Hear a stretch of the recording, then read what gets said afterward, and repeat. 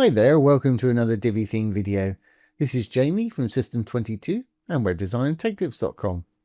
We got a great fun one for you today. We got some expanding columns here.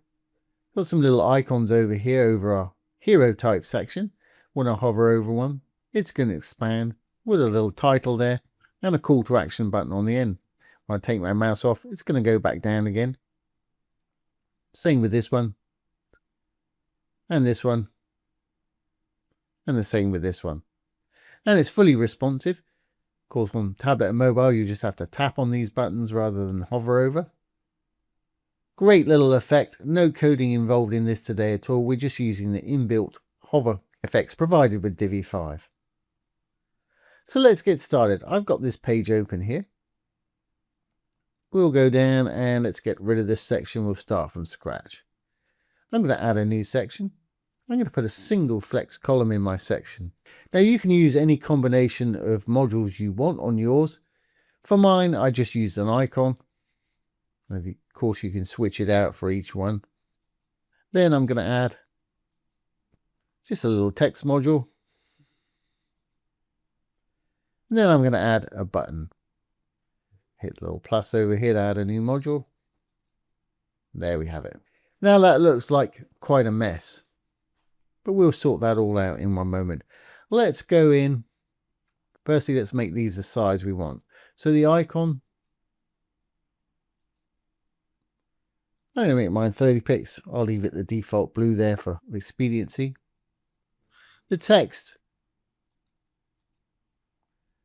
just want to say something like project management or whatever you need to say for yours, obviously. And for the button, let's say more info. It's my go-to at the moment. And the button, I want to take that down a little bit in size. I'm going to leave it pretty much as it is, but gone over to design and down to button here. Just going to go into the text. Let's take that down to perhaps 14 pixels. Obviously adjust yours to taste. Great. Well, it's still a bit of a mess. But that's okay. We're going to fix it. So we're going to have it in line. So I'm going to click on my row. Inside the row under the content, I'm going to find the flex column. There it is. I'm going to click on that. And you can see all our little modules there. Still in the column, I'm going to go to design and layout.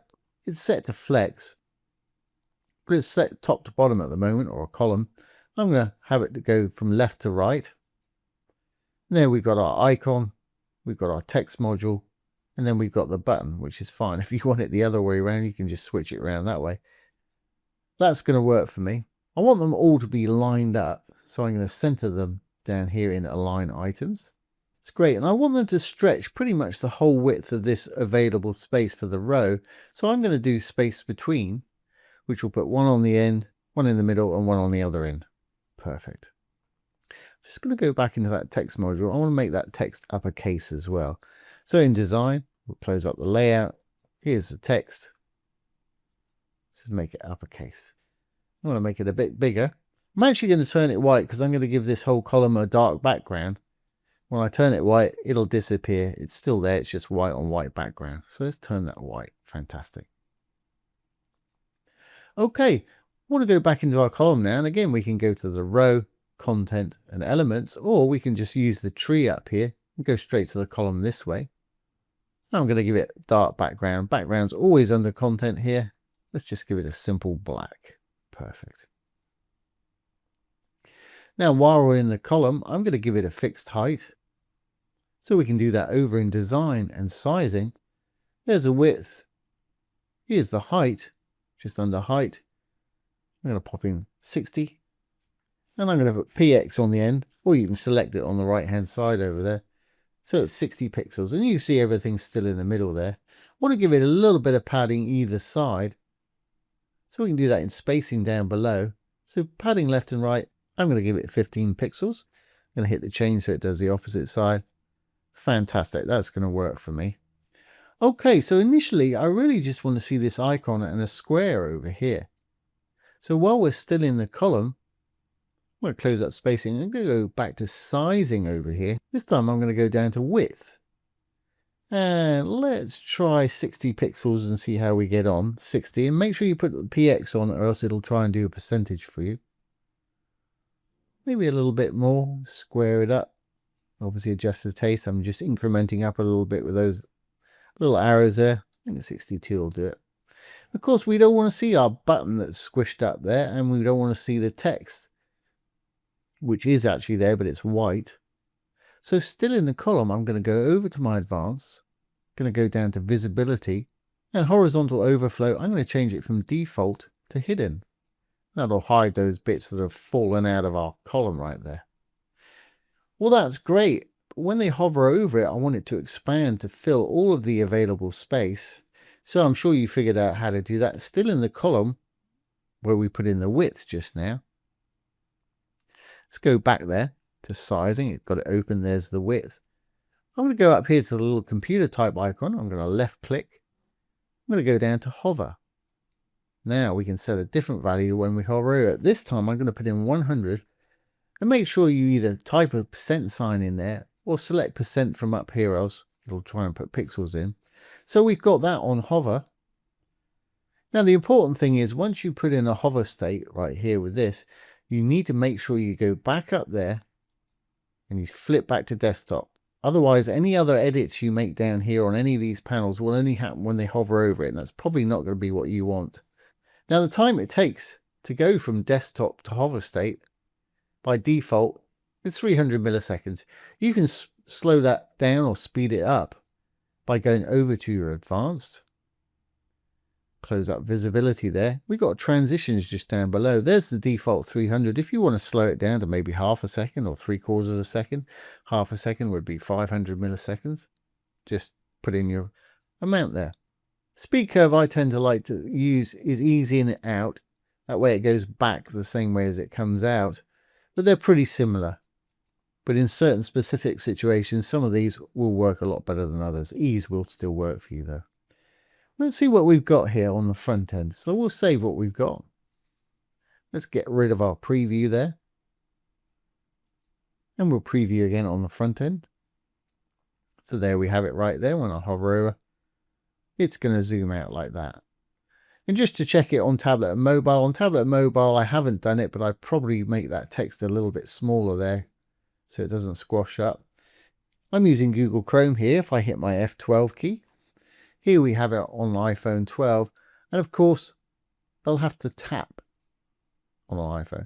That works fine, but I'll probably take that down a bit so the button's not quite as squished up there, but it still works fine. And then when we tap off, it's going to go back. Let's have a look on an iPad. There it is on the iPad. Plenty of room there. And again, if they tap off, it's going to do that. Well, we've got one. I'm just going to duplicate it a few times and put a hero type image behind it just to finish this thing off. So let's get rid of our inspector here. To duplicate it, really easy. Let's go back here. I'm just going to duplicate the whole row, the green tab. However many times you want to do it. There's 4 of them. And we'll chuck in a little hero section. So I'm going to click on the section, put an image behind there. Background always under content again. 3rd tab along is the image. I think that's the fellow we used before. We'll throw him back in there. And of course, if you want to, you can add parallax and things like that. That's going to work for me. Now I find the easiest way of editing these once you've got them up there like this is to flip to wireframe view. Little icon on the left hand side here. Takes this in there. And we've got each icon, text and button. And you can change any of these. I'll just change the text out by going into one of these. Text will always be under content here. Let's say SEO optimization. Again, obviously whatever you want to put. Then you can just go to the next one. Once you click on it, you'll be in the right place. Design systems. And one more at the bottom there. I think we use the latest tech. And of course you can go into each of the buttons and change the links, the text, and change the icons out if you want to. When you're happy, we can roll back here. We'll just do another save. Let's see what we've got on the front end now. I'll just refresh this page. And here we have it. Here's our top one, project management. They can read it. They can click the button, take a mouse off, It's going to disappear. Next one. SEO optimization. Next one. Design systems. Next one. Latest tech. Really nice little interactive feature to have on your site. Of course, people are mousing around. This sort of thing happens. It's going to get their eyeballs on it really quickly, which is exactly what you want. It's not a bad idea for a little services section either. So I hope you've enjoyed this today and found it useful. If you have, please give it a thumbs up, ring the bell, comment, share, and subscribe to the YouTube channel. Don't forget, if you've got any questions either about Divi 4 or Divi 5, pop them down below. I'll do my best to answer them for you if I can, or make a little demo video just like this one. So once again, this has been Jamie from System22 and webdesignandtechtips.com. Thanks for watching. Have a great day.